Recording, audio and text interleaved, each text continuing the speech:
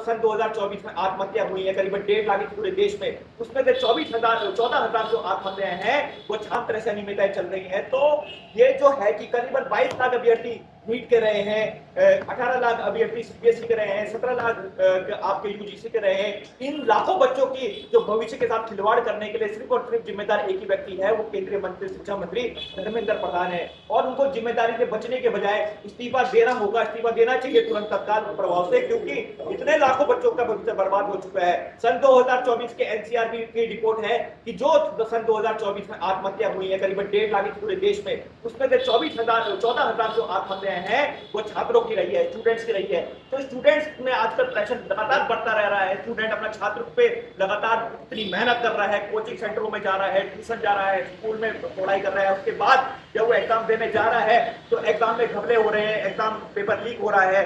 आप लगाइए 10वीं के एग्जाम दे रहा है बोर्ड का, उसका प्रेशर अलग, फिर 12वीं का एग्जाम दे रहा है उसका प्रेशर अलग, फिर एनटीए के द्वारा यूजीसी का एग्जाम दे रहा है उसका प्रेशर अलग। तो ये जो उसके बाद पेपर लीक हो रहे हैं, तो आप ये लगाइए एक युवा, इतनी कम उम्र का युवा जो छात्र है उसके मेंटल स्टेट पे कितना प्रेशर पड़ रहा होगा। ये एजुकेशन सिस्टम नहीं रहा, ये एक प्रेशर कुकर सिस्टम बन चुका है जिसमें लगातार मानसिक अवसाद से हमारे छात्र गुजर रहे हैं, आत्महत्या कर रहे हैं और जिम्मेदारी लेने के लिए कोई तैयार नहीं है। इसलिए केंद्रीय शिक्षा मंत्री को जिम्मेदारी लेनी होगी। और अगर उत्तराखंड क्रांति दल ये मांग करता है अगर जल्द से जल्द केंद्रीय शिक्षा मंत्री ने 3 दिन के भीतर इस्तीफा नहीं दिया है तो पूरे प्रदेश में उत्तराखंड क्रांति दल केंद्रीय शिक्षा मंत्री धर्मेंद्र प्रधान का पुतला दहन करेगा, क्योंकि उत्तराखंड क्रांति दल ये समझता है, ये मानता है कि इन सारी मौतों का जिम्मेदार युवाओं के भविष्य के साथ खेलने के जिम्मेदार एक ही व्यक्ति है, वो धर्मेंद्र प्रधान है। धर्मेंद्र प्रधान अगर एनडीए में एक्शन कर रहे हैं, धर्मेंद्र प्रधान अगर और एजेंसियों में एक्शन कर रहे हैं, परंतु बात यह है कि धर्मेंद्र प्रधान पे एक्शन कौन करेगा। अगर कोई एक्शन नहीं करेगा तो इसका मतलब है कि भाजपा का शीर्ष नेतृत्व भी